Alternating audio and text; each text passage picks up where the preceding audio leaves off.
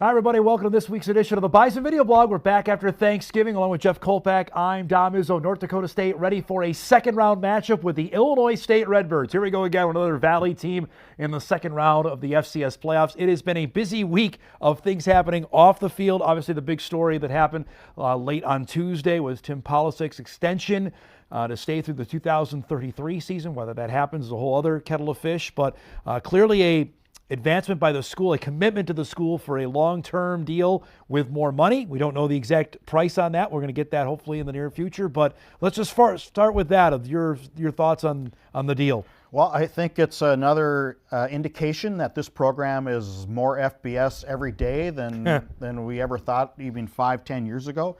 And again, I wrote this last week. It's FBS in so many ways, but the salary, not Tim. I'm not talking about Tim so much, but the position, I think, needs at some point to be funded at an FBS level.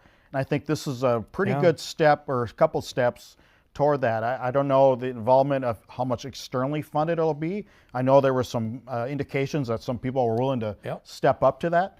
But I think it's, now the years, like you said, it could go awash tomorrow with all the buyout money at FBS.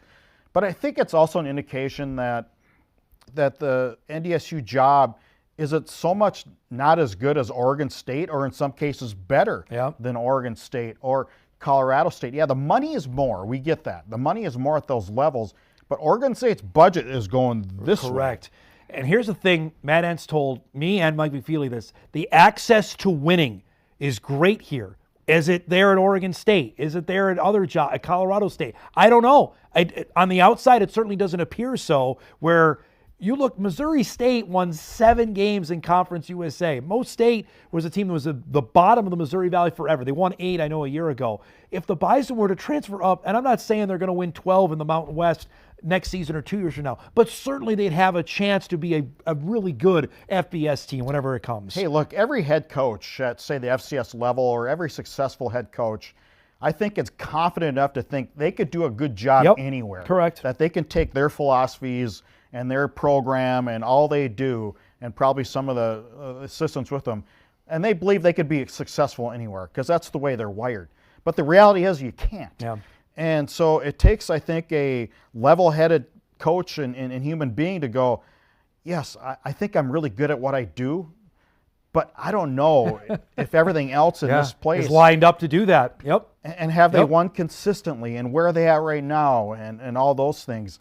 And I mean, you want to go where you can be successful and win. Oregon State is heading into a Pac-12 that's not the Pac-12 that we remember. No. They're taking $25 million less in media rights than what they have. That's a $25 million budget shortfall they have to account for, Jeff. That is a ton of money right off the hop. And let's not forget, you remember when Idaho went from FBS down to FCS? Yes.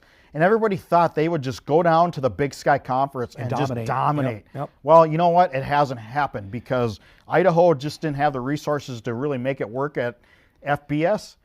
I mean, they're good at FCS, but they're certainly not what people thought they would be. It took Jason Eck coming in, who was great, then left and got the New Mexico job, and now they're back took a great coach. Right, correct. And he's a good coach. All right, so people are going to look at the score on Saturday and say, boy, did Illinois State dominate Southeastern Louisiana? I know you watched a majority of this game. Is that an accurate depiction of what went down in the game? It was a solid win. I don't want to say they dominated, just because I think dominate, you need to score 30-40. That to me, it would be.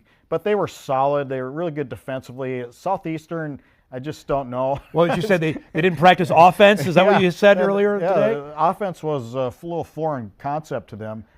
I just, I mean, that's a basic play there. It's not a good play. No. It's not a good throw. And you know what? The Redbirds made the plays, and I mentioned this to you. You see on the graphic there, that's their 6th road win of the season. That's something to be. They won in Brookings, they won in Vermilion, and now they got a chance here to come to Fargo and, boy, pull off what would be a huge upset. Well, you asked me, should the NDSU be on upset alert? Absolutely, when you have a team that's won 6 road games. And again, this will be their 3rd playoff game in Fargo, or against NDSU. The won 9-3 in 2019, and then of course we all know the 2014 title game that Carson Wentz drove his team 80 yards. Polasek needs no reminder on that. No, he was up there as the offensive coordinator. And so the prior 2 games in the playoffs were really tight games with this program. So it's not going to be Drake, put it that way. They'll have their full attention, knowing full well it's a Valley team. that automatically, with the connotation that goes with that, and obviously we saw what the Valley did. Frankly, they should have been 5-0 this weekend if not for Yale's unbelievable comeback against Youngstown State. They should have 6 teams. Yeah, absolutely. still left with the 16. All right, round 1 was played early October, as you mentioned earlier on Hot Mic, a night game. This was an 18-16 North Dakota State lead going to the fourth quarter for the Bison. Put their hammer down. They scored 2 touchdowns, and they forced Illinois State into a 3-and-out and got a pick in the fourth quarter in that game. How much do we draw from game 1 that'll be relevant for what we're going to see on Saturday? Seems like a long time ago, but yeah, I think you can draw a lot of things, obviously. Well, first of all, these two programs know each other so well because they haven't changed. Brock Spack's been there, 17 years? They haven't changed much at all, neither program. Cole was really good here in the second half and when it counted. And so what you can take, he's probably got that running game within – everything's on the table now. Yeah. So it's win or go home. So Cole's run game, I think, is everything that you want to use for it. Here comes the leap, isn't it? Yeah. There we go. Illinois State's a veteran team. Tommy Rithouse is a senior quarterback. Hasn't played in the Dome, so that'll be different. Nope. But they have their running back. They went to Victor Dawson, who's a senior transfer from Cincinnati. This is the guy I think that could be the game breaker, and that's easy to say with Bryce Lance. But the one time they went man-on-man coverage on Bryce was the touchdown that happened in the fourth quarter. I just think last year we saw Bryce get to another level in the playoffs. I think you're going to see that again with number 5 starting on Saturday. Well, yeah, don't forget about him. Number 5. Yeah, he was so dumb. What did he have? 17 catches in the playoffs last year? I can't remember. 7 touchdowns, if I remember correctly. That's all right. Yeah, and just a go-to guy. This is the one that was the game breaker in the fourth quarter. Oh, that was such a good play. The wherewithal to know where the sideline was, and Stacy can plow it over there. I see. The wherewithal to know where the sideline. It's a gift. He has that gift. And this guy was really good as well. Barika, they did that stretch run game, and anytime they went to it, Jeff, Illinois State, like in this on the touchdown, they couldn't stop it. They went to it in the second half. That was an adjustment they made after halftime. Went to it the second half. And this one I thought was a sort of a game-breaking type of play. As it's a fake, people. It's a fake. I'm really interested to see how this goes. And off a bye week, the Bison have always been super, super tough off of that.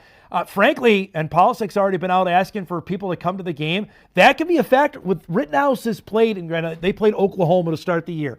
They played in Brookings, but it's a different environment playoff football is inside the Dome. So I think I've got the logistics of the decibel level down. Okay. I think you need 12,000 to make a difference. Okay. You don't need 18. I mean, 12,000. And they'd be lucky to get 12, frankly, I think, this weekend. I think so, too. But if they get 12, that can at least cause a couple false start penalties and free Wild Wings on Sunday.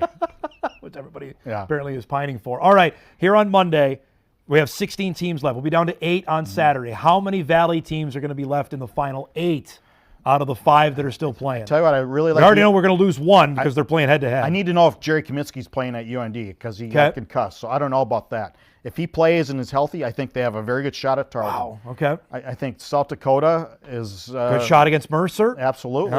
Mercer's, they're okay. They're good. They got a better quarterback this year. I don't know if their defense is good. He's a true freshman in the playoffs. Aiden Bauman's a tested senior. South Dakota State. That's the one, the Jackson, Missoula.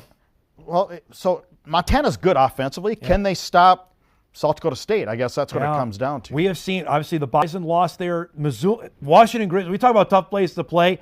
That's tough. They're aching get the Jackrabbits there. They lost to the Jackson Frisco, and they lost last year in Brookings. I know they can't be thrilled with their draw, but they're like, yeah, all right, we'll get the Jackson home. And I think unlike Fargo, they show up in Missoula. They still do. In playoff football. That'll be awfully especially interesting. The Jacks coming. But you're exactly right. Can Montana get off the field with now? It looks like a healthy Chase Mason back, because that's a different SDSU team that played on Saturday against New Hampshire. We'll have coverage all week of the Bison, Illinois State. Don't forget signing day on Wednesday. We'll have our signing day show coming up 9 to 11. Head coach Tim Polasek will be part of that as well. So we're looking forward to that to get you ready. Bison Redbirds noon on Saturday, exclusive on ESPN+. Bison game day will get you started at 10 a.m. though, live from the Dome on WDAY. That's this week's Bison Video Blog, brought to you by Northwestern Mutual. We'll see everybody on Saturday.